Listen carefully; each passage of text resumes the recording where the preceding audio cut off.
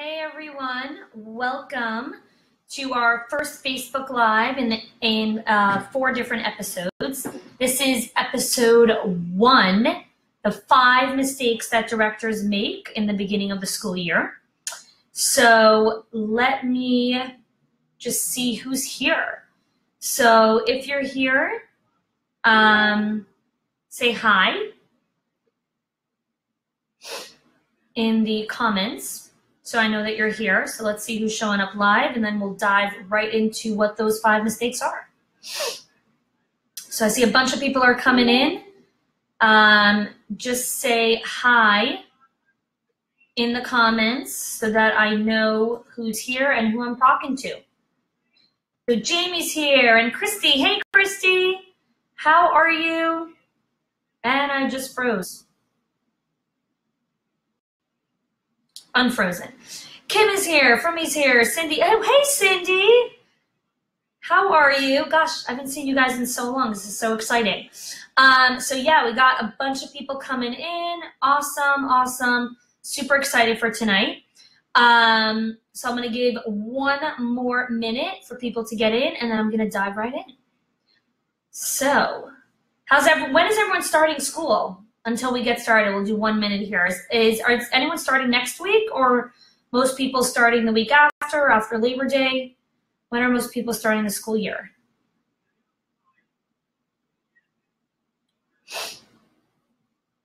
All right, we got a bunch of more people just came in. So for those of you that just came in, wow, you start next Wednesday. Ooh, you really start soon, Christine. All right, I have to private message you there. I got a bunch of things on. Hi, Vanessa. You start September 11th. Wow, okay, you got a while. You're like the city schools. Kim starts after Labor Day. Our programs are open all through the summer. Wow, okay, awesome. Yeah, my daughter starts after the summer. Kim, hi, Kim. Kasaba. We're open all summer. Hi, Chaya. Awesome. Okay, so here we go. Let's dive right into what the 5 mistakes are and what you guys can do about it. So again, this is episode 1 in a series of 4. So we're going to be talking about 4 different topics. For those of you that want to know the topics and want to mark your calendars, it's in the events section of the Director's Lounge. So the first mistake that I find directors make when they're planning the beginning of the school year is when they're mapping out that first staff meeting of the school year. And so what most directors try to do is they try to like jam everything into this like 1 meeting.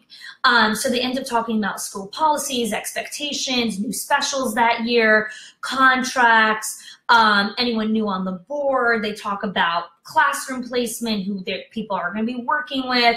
Then they talk about then they bring in like a guest speaker who also does like a topic on classroom setup and classroom management. Like everything's just lumped into this 1 meeting. And here's why it's a huge mistake.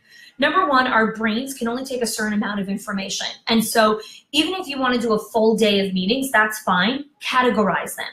So if you're going to start off the day with, let's say you decide that you want to talk about, culture and environment and the teacher handbook. Let that be one part of the day. Take a break, even if it's a 15-minute break. And now let's go on to the next part of the meeting. Don't lump everything all together because you want to categorize things in their brain also.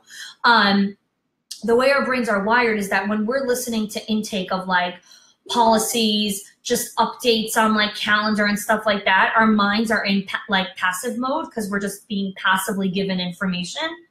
If you want active engagement, which is what you want when you're doing exercises, team building, talking about culture, talking about just strategy for the year. You want teacher engagement. You want people involved. You want people alert. You want people talking. You want people connecting with each other. You need to set a different stage for that. So mistake number 1, do not lump all your meeting topics into 1 thing together. Try to categorize them. So that's my first strategy just for that. There's lots of other ideas also when it comes to your first staff meeting, which will go into detail in other Facebook Lives. Right now, I want to get you guys started with just that 1. So before I go into the second mistake, tell me if you've ever done that before. Hi, Stephanie. Hello, hello. So tell me if you have ever done, and it's totally fine if you have, like these are very common mistakes and that's why you guys are all here to learn. If you've ever, sat through a meeting that could have been an email. Because that is the mistake that you really want to avoid. So give me a thumbs up or a just yes if you've ever been to that kind of meeting, and then we'll dive into the second mistake.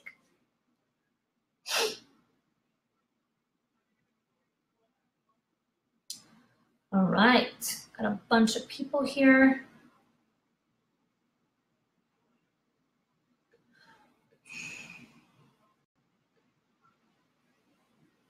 All right, hi Manu. Definitely. Okay, fine. Awesome. Yeah, so we've all been through those meetings. I know I've been to like a very large share of meetings that could have totally been an email. And that's something you really want to avoid with your staff, because that sets the tone. You don't respect my time. And as much as we're the directors, we're the boss, you're the leader, whatever it is, you really need to show your staff that you're valuing their time. And one of the ways of doing that in such a simple way is just categorizing the meetings. And trying to put as much information in a handbook or in an email to show that you really respect their time. And you can even say that. You can even say, look, I'm going to put a really detailed email together that all you guys are going to get, and I really expect each of you to read that. The reason I'm putting it in an email is because it's not something that needs to be discussed, and I really value your time. And I know that each of you have hired babysitters, have whatever it is to be here. So we're going to talk about only the most important things that we have to talk about when all you guys are here together. Just that already sets the tone for a great culture, a great environment, that you respect your staff. Yeah, awesome. Cindy, I love that. This is what we're working on eliminating. Absolutely. And this is just like one idea. I have like a bunch of them of like really just understanding how to categorize meetings, because there's so many different kinds. So teachers feel like this isn't a waste of time, because when teachers actually sit at meetings that their voice is heard and their physical presence is actually valued and needed, they actually participate more and they engage more.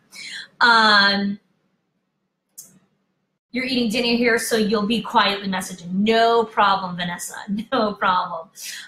Okay, awesome. Let us get into the second mistake. So the second mistake is not picking a core theme for the school year.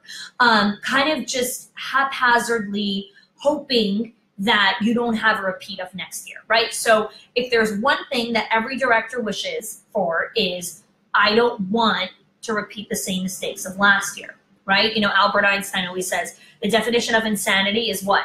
Doing the same thing over and over again and expecting a different result. So if you want a different result and you want your school year to look different and you want it to be better, you actually have to take a different step, right? Because you don't want the same mistakes to happen. So one of the mistakes is not picking a core theme. You want to pick a theme, a topic, a central guiding theme that's going to drive everything that happens that year. So every meeting, every staff discussion, anytime that you're giving feedback to teachers, anytime you're giving positive reinforcement, feedback emails, just appreciation, validation, always goes along with this central theme. So I'm just going to give you one example right here, because again, I'd like to keep these Facebook Lives super short and just very to the point. Picking a core theme is something to the extent of like, this year our theme is going to be a school of opportunity, or this year our theme is going to be getting it done. And that's what the theme is, which means every time you sit down for a meeting, let's say your meeting is about, okay, we're prepping for parent conferences. Here's all the things that have to get done. Here's whatever it is. How are we going to make sure that parent conferences reflect our theme, a school of opportunity? How are we going to make sure that Mother's Day reflects our school theme, that we're a school of opportunity? Let's say your theme is getting it done, right? That becomes your theme, because in the past couple of years, it's just been tons of loose ends, lots of things flying all over the place, nothing's getting done, right? Lots of talk, no implementation, right? So let's say you decide that getting it done is going to be your theme. When you see a teacher do something that actually shows that she's getting things done, that's when you send her a message and you say, hey, Sarah, just wanted to tell you I noticed that you did X, Y, and Z. Really reflects our theme of this year of getting it done. Thanks for doing that. That's it.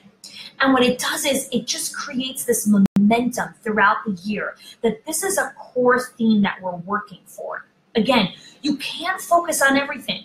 You can't decide this year, oh, we're going to start becoming a growth-oriented culture. We're going to be the school that gets things done, and we're going to be a school that creates magic, and we're going to be a school that is warm and inviting and loving. And pick one theme. What's going to be your focus? What's going to drive all the decisions that you make that year, all your meetings? And your teachers have a focus that's so lasered and it's so directed. So when you give feedback, accountability, appreciation, valuing, all of that, all reflects your core theme. So before I go into the next mistake, I want to hear some feedback from you guys if you understand what I'm talking about when I think about creating a central theme, and if you guys want some ideas of themes. Yeah, so just going back over here, Cindy was saying instead of having those email type topics, we're trying to have more professional learning during meetings based on program goals. Awesome. So yeah, so even again, just taking that another step further of like program goals should reflect the school theme. So if your school theme is a school of opportunity, what are our goals going to be? Okay, how are we going? How is every single teacher, assistant, aide, admin, whoever works on your team, how are you going to be a school of opportunity? Masha says, should you discuss what the theme should be with your staff or decide on your own? Great question. So Masha asked if you should decide what the theme is or if you should decide that with your staff. It really depends on the type of staff that you have. I like doing it together with the staff. So really just discussing this concept, like what is a theme? You can put out some options out there, and then you can ask them to kind of vote on it or discuss it or what that means. But the point is that you want it to be a discussion. Like, okay, let's talk about that. If our theme is going to be this, what are we going to be doing in our classrooms every week that's going to reflect that? How are our staff meetings going to look? What is our year going to look like if we're going to be doing that? Awesome, Kim. Yeah, I was just discussing that with Julie also, and we're going to be talking about that on our own call in 2 weeks from now about what the theme is going to be for the school year, and just to give her some ideas. But yes, so important to have a focus for the year because it just helps make decisions faster of like where our focus is going to be, what we're going to be doing. Last year our theme was relationships. Awesome. So again, that's just an idea, but now let's make it deeper. Let's make it more specific. What does relationships mean? So when I'm making a decision about, what I'm doing in my classroom, or I'm having a parent, that I have to work with, or it's a difficult conversation, our theme is about relationships. So how are we going to approach this conversation with this very difficult, challenging parent when our theme is relationships? How are we making sure that this relationship is being maintained and is being built and not being crushed? Because our theme is relationships. Again, it's so much easier also to work with staff when you're always going back to this central theme.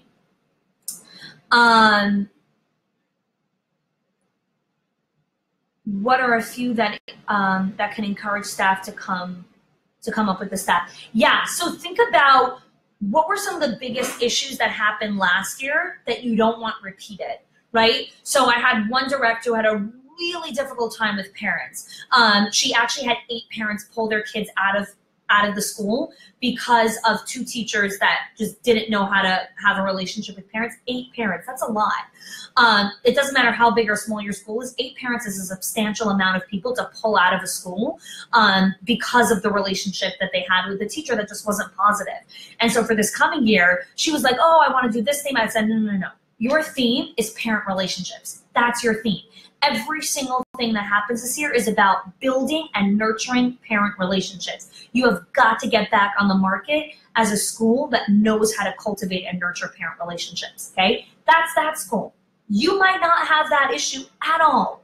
Great, pick another thing that you're gonna focus on. So yeah, that's as far as that goes. Okay, moving on, I wanna keep to my promise of keeping these short and simple. The other mistake, third mistake, is something that my mentor calls not looking at the game film, which means essentially not looking at the past year and saying, okay, what was amazing from last year and what really didn't work from last year, okay? You can't just start the next year, this coming school year, next week in 2 weeks, just flying by the seat of your pants. You gotta look at what worked, what didn't work, what mistake are we not repeating again? Like, what is just not happening again? And it could be like 2 or 3 things. It could be just one core thing. That's great. That's going to ensure that you don't repeat that mistake the coming year, okay? So if you're not going to look at what happened previously, how are you going to make sure that doesn't happen again, right? So like, even just for example, a simple thing, right? My husband and I just came back from Italy. We went on vacation together. It was incredible. For anyone that wants to go to Italy, message me. I will let you know all kinds of awesome romantic places to go to. We had a fabulous time. Point is, there was a couple of things that happened on the vacation that I wrote down next time we go on vacation that I don't want to repeat those mistakes, right? I don't like repeating mistakes. Very into that. I like learning from my mistakes, from my failures, from my mess ups. They're good things if I learn from them, right? So I'm obsessed with that. I'm always documenting, writing down the game film, how to make sure to learn from mistakes. Simple things like packing better, like others, important things to take on the plane the next time you fly. Just little tips and tricks of like, just airport security, just like little things like that that I learned because we haven't flown international a really long time that I documented for next time we fly. Look at the game film. Don't be the person that always repeats mistakes and then turns into, yeah, well, I just spoke with this director last week and she's like, August is always about survival mode. I said, no, it's not. It doesn't have to be like that. August doesn't always have to be about survival mode. You can have an amazing August with everything put in place. You don't always have to have months on survival mode, but you have to know how to proactively plan. So that's the third mistake. Awesome. Suzanne says, or Suzanne, sorry if I'm butchering your name, reflection is key. It is. And we are so bad at it as leaders because we are high achievers. We just want to plow through the playing field and just go, go, go, go, go. And we don't take the time to stop and say, hey, 1 second. Look how far I've come, or making sure that we don't repeat those mistakes again, okay? So that's a third mistake. So just recap, mistake number 1 was bunching meeting topics all together and not categorizing them. Mistake number 2 was not picking a central core theme as a focus for your school year. Mistake number 3 is not looking at the game film. Mistake number 4, not making time for personal days, okay? You as the director, okay? Every teacher in her contract gets sick days, personal days, leave of absence. She gets days if she has a baby, you get X amount of days. If she gets married, she gets X amount of days. All kinds of days that all your teachers get, right? You are the director. You also need mental health days, personal days, okay? So my husband and I actually just implemented this brand new strategy in the last couple months of the school year, and it was incredible. And I was like, I have to share this with my directors. Basically, my husband has a crazy job. He works 7 days a week. He works in a Talmudic college. So he goes 10 months straight, no break, 7 days a week. So it's a little bit crazy. And so for the past couple years, it's just been like, just a lot of like survival, just like craziness. But also I started seeing this pattern that like every 3 months he would get physically sick, like bronchitis, just like sick because he was working 7 days a week without a break. And so the last couple months of the school year, I was like, this is what we're going to do. Okay. Every 6 weeks on the phone, on our calendar, it's going to say mental health day. And you're going to take 2 hours off in the morning and we're going to go out for breakfast together. Just mental health 2 hours, running away, just going, relaxing every 6 weeks. And I want to see if that actually stops you from getting sick.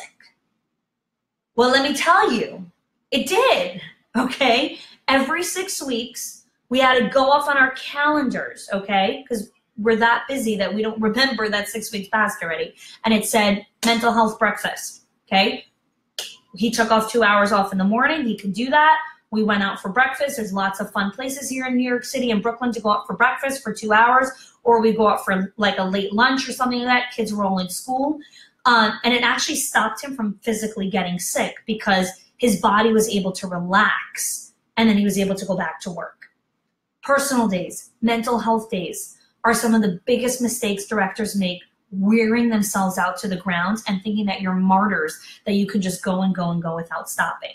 So by a show of hands, by yes or just putting a thumbs up, Raise your hand if you've ever driven yourself to the ground. I'm going to give 2 hands up because I've done that more often than I'd like to say. Thank God I'm moving away from that, but I've definitely been in that place. So give me a thumbs up or a yes if you've been there. And we got 5 minutes left to go into our last mistake. Come on, I can't be the only person that's wearing myself out to the ground and not taking personal days.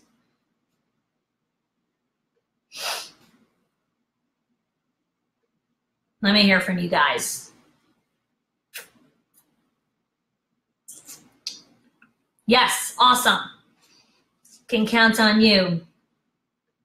I'm here. Yep. All right, lots of yeses, lots of yeps. Yep, but no more. Self-care is important. Awesome. Paula's here. Yes, yes, yes. Kim says yes. Other Kim says, I lost about 40 pounds over the years. Wow.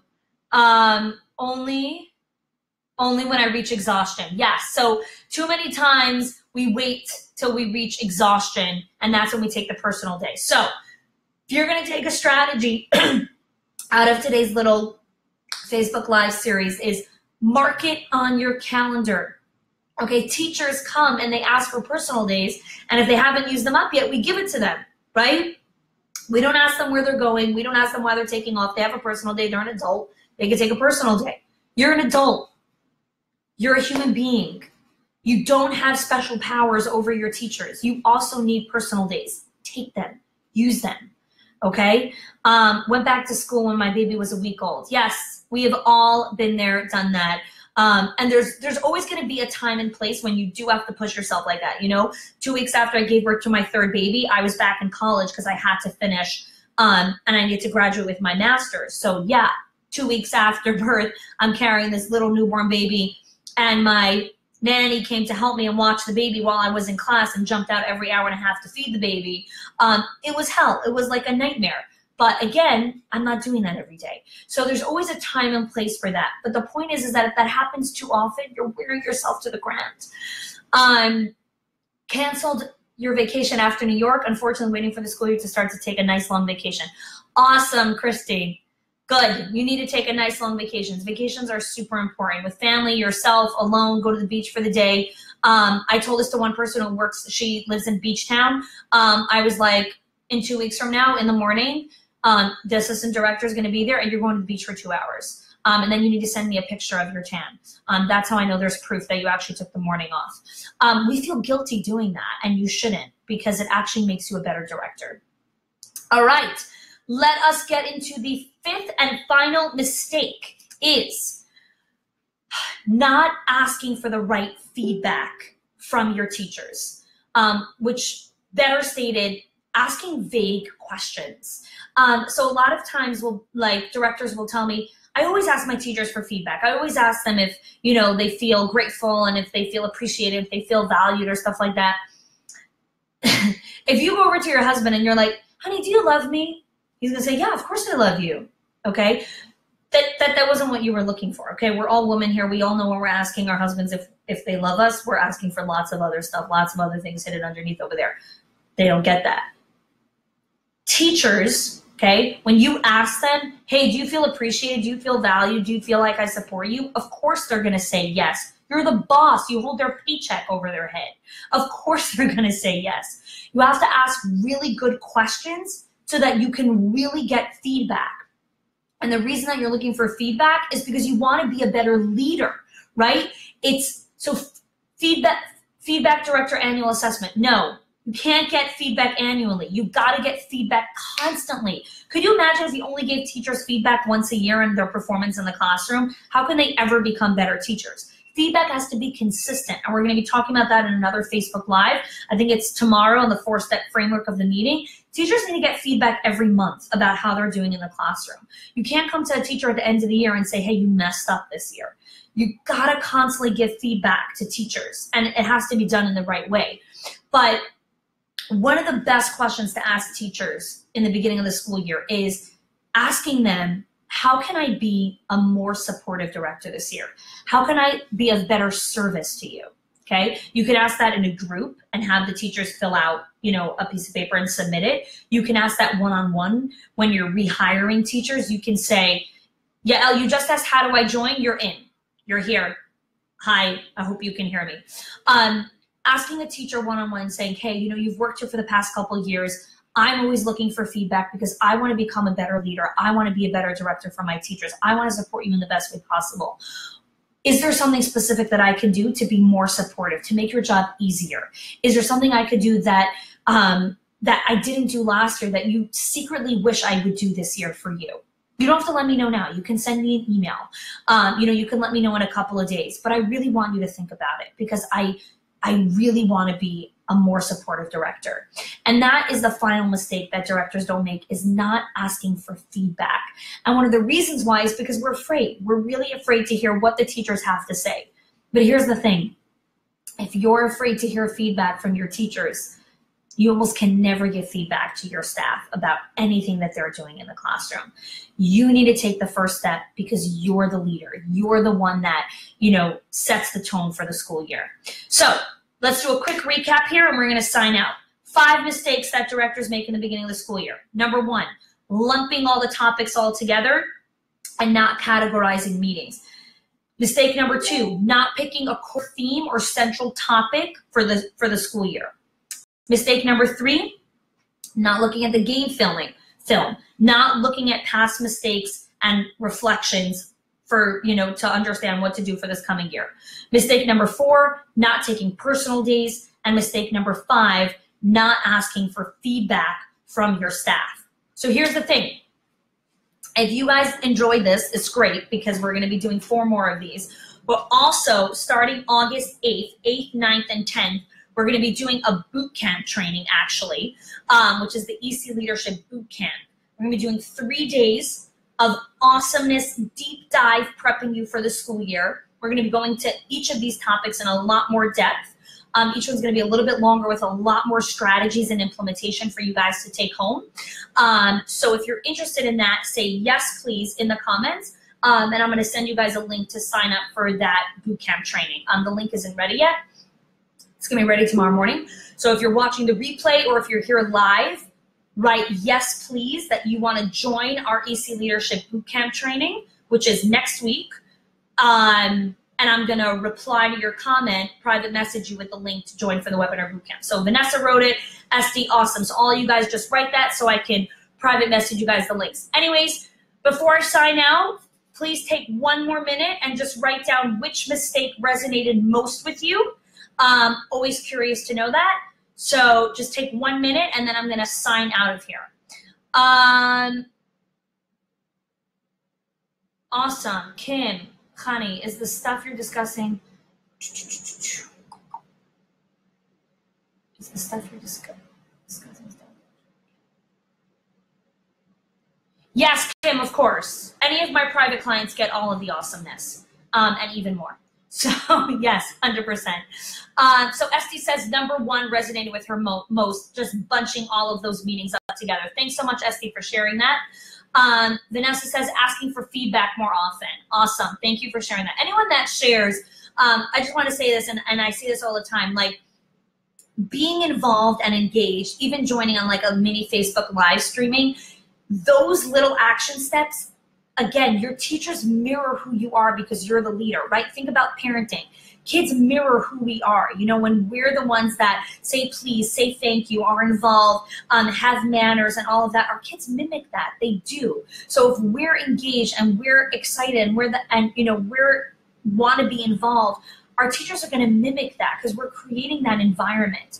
Not asking for feedback. I'm terrible about this. Yeah, Paula, it is so hard to ask for feedback. It's really, really hard. I'm wondering if one of the episodes are about feedback. If not, maybe I'll do a bonus episode on how to ask for feedback because I have some really great ideas for that, especially for introverts. It's very hard for them to ask for feedback. It's very scary. Okay, Cindy says, yes, please, not sure if, even if you can't make it, it's fine. There's going to be a replay, recorded, all of that kind of stuff. So definitely sign up for that. Kim says, thank you. Great. So picking a goal for the school year. Awesome, Kim. Great. So definitely we'll be sharing some more of those ideas. Asking for feedback is definitely something I could do better at. Yeah, Cindy, that is probably in the top 10 of of things that we all struggle with as human beings, not just as school leaders. Asking for feedback is really, really hard because we've been hardwired that feedback is critique, and it's not. Feedback is about always wanting to get better. Awesome, Esty, I'm so happy it was super helpful. Thank you for that. Okay, Christy says, love the themes idea. It makes me consider how important all these crazy, bright, shiny ideas are. If there isn't a theme. Awesome. Christy, I love what you just said right now because I was just talking with the director earlier today about shiny object syndrome and about how we have all these bright, shiny ideas. We want to bring in all these great things, but if we don't have a theme, if we don't have a focus, why are we bringing in all this stuff? Before you hire anyone or buy anything, like for what? What is it driving in your school? So I love that you share that. Yeah, because so many times we can get so caught up on all these shiny objects and ideas, and we lose focus on the central theme. All right, that's it for me. Please join me again tomorrow night, same time. We're going to be talking about a brand new topic, completely different from today. We're going to be talking about the 4-step framework for a great staff meeting. So join me then. Good night, everyone. Thank you so much. Take care. Bye.